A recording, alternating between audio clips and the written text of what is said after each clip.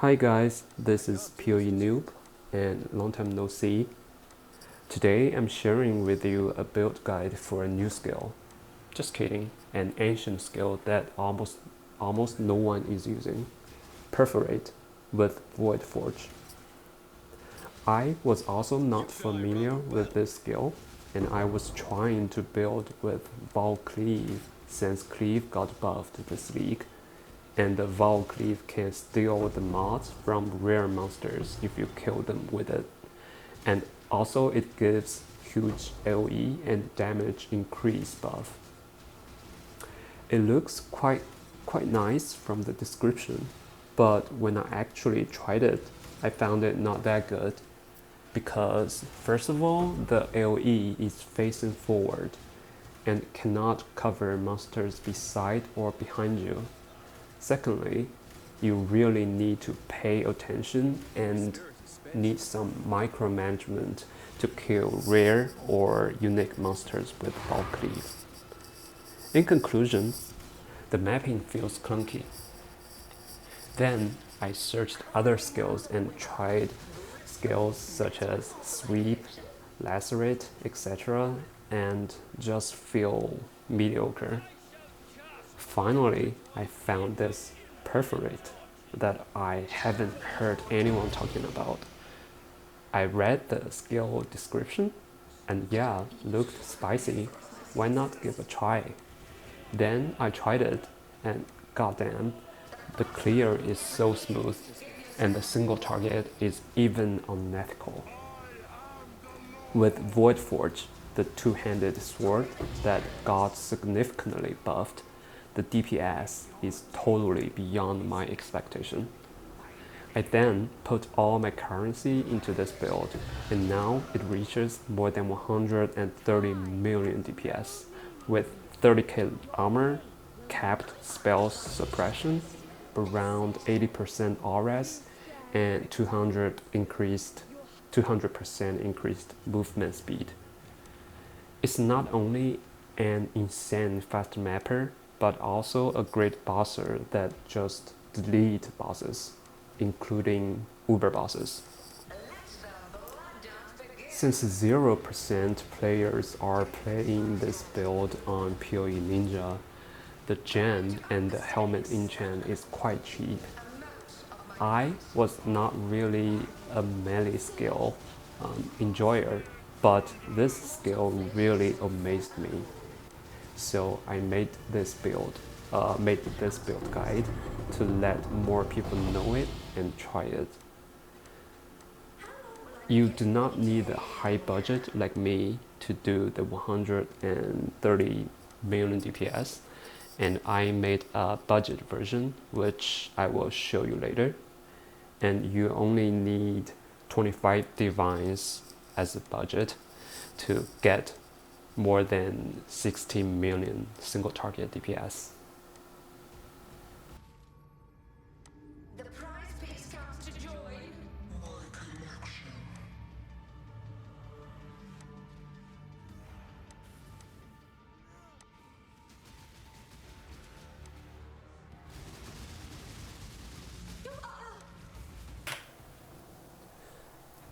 So this is my character, a level 98 Slayer with Void Forge. First of all, let's learn about this new skill, Perforate. It smashes the ground to bring forth multiple spears to damage enemies. When in Blood Stance, multiple spikes burst from the ground in sequence, able to hit enemies multiple times. In Sand Stance, the spikes are thrust outwards. So now I'm in Sand Stance and it looks like this. The spikes spread out and form a circle-shaped AoE that has very nice coverage. And when switched to Blood Stance, the AoE is concentrated in front of you, and multiple spikes are close to each other and can shotgun enemies.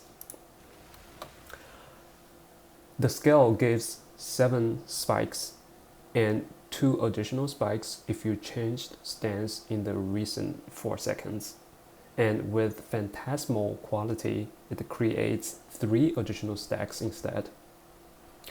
A trick here, make sure the quality is between 10% and 19%, and don't hit 20%, because with 20%, the skill will only provide 6 spikes instead of 7, and creates 4 additional spikes if you change the stance.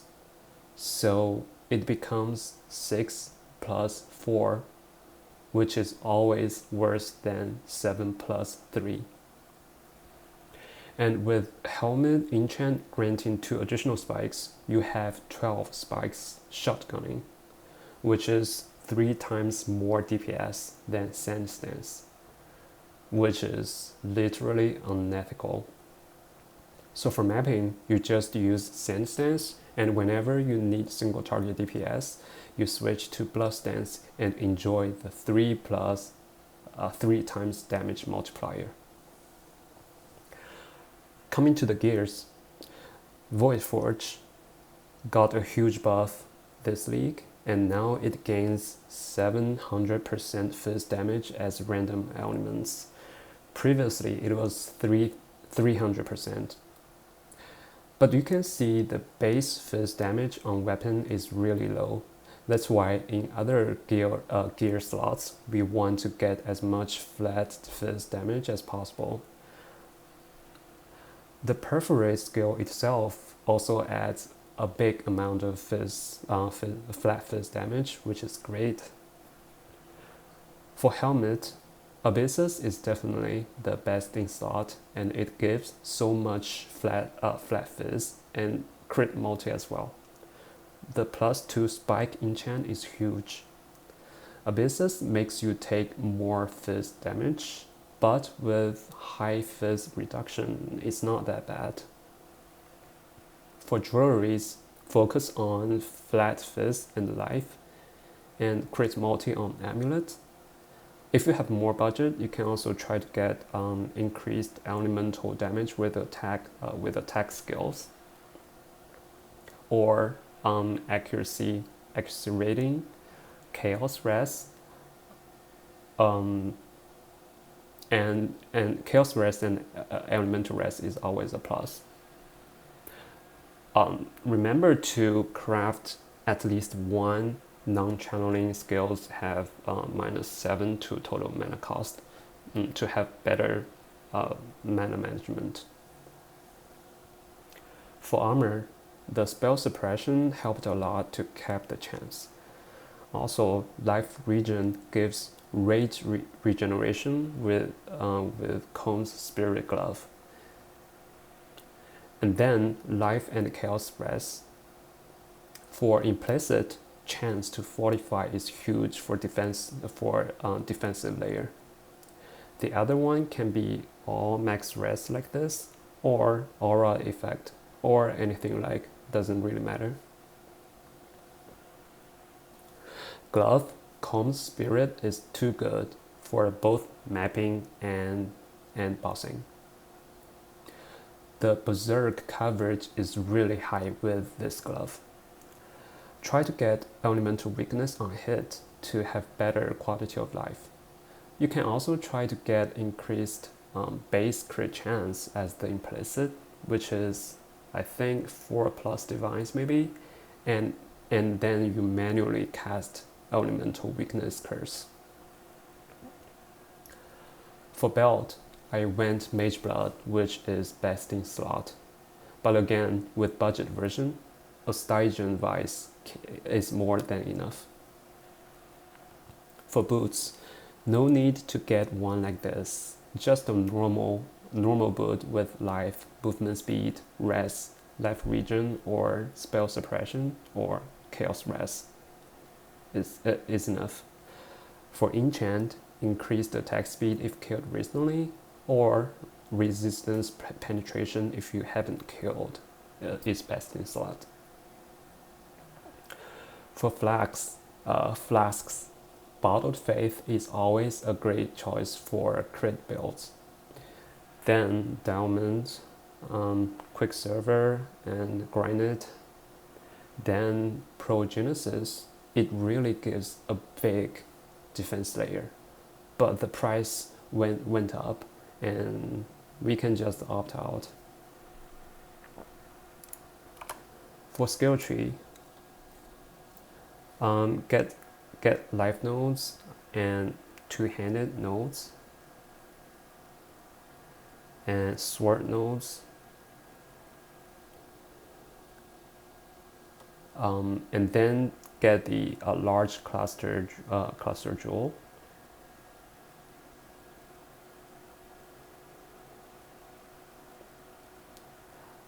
This node, Fuel the Fight, is important because it gives attack damage least as mana, which totally solved the mana problem. Watch your side. The additional fizz damage reduction is really great to mitigate the downside of the Abyssus helmet. And also I got a DPS mod with precision.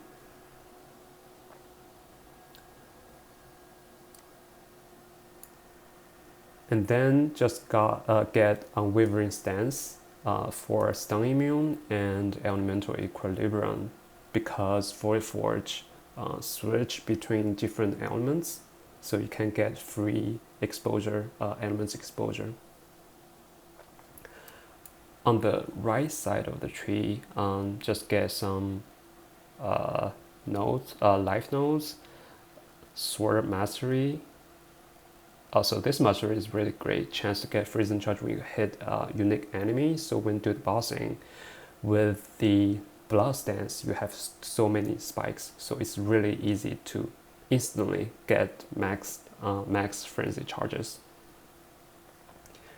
And then get some crit nodes, max res, and spell suppression, and all the way to the mana resurrection nodes.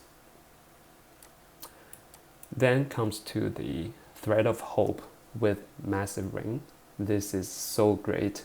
It gives so many great nodes.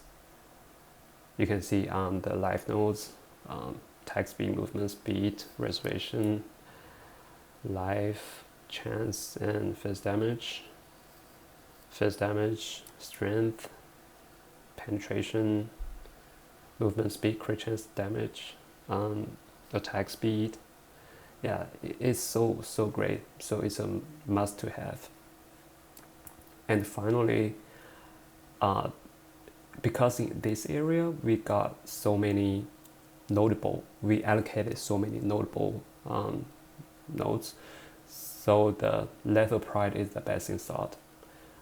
So for my Lethal Pride, you can see I have chance to get Endurance Charge on kill, double damage, fizz damage, melee damage,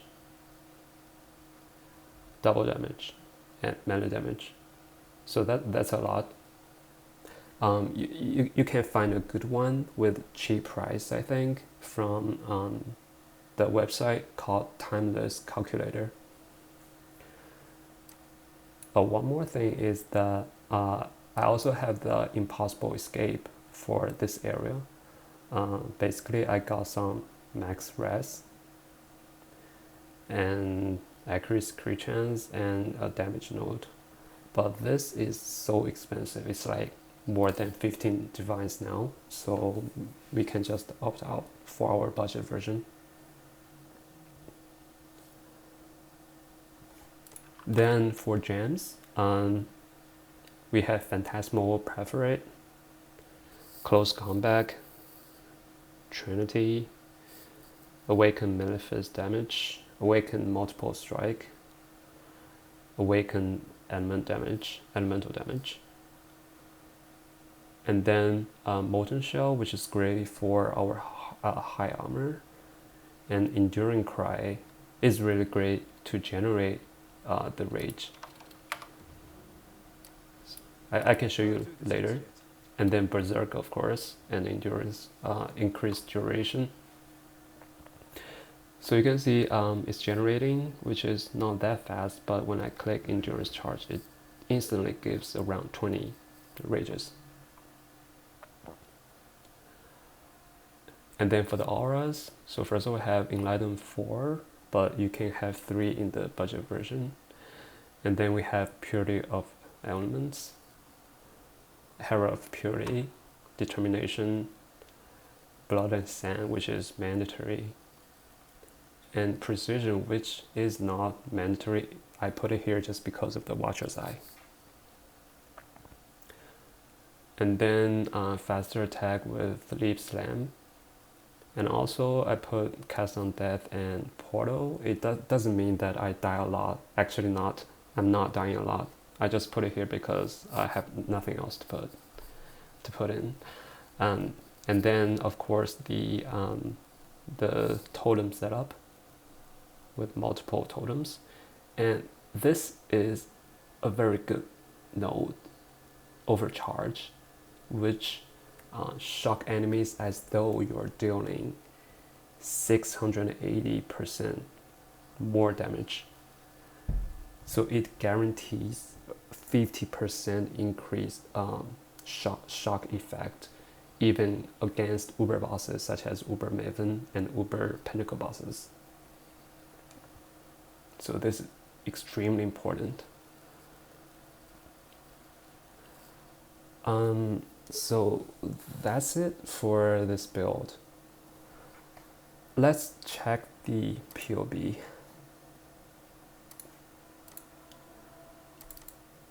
So this is my POB, and you can see the single target is 136 million damages for a single target.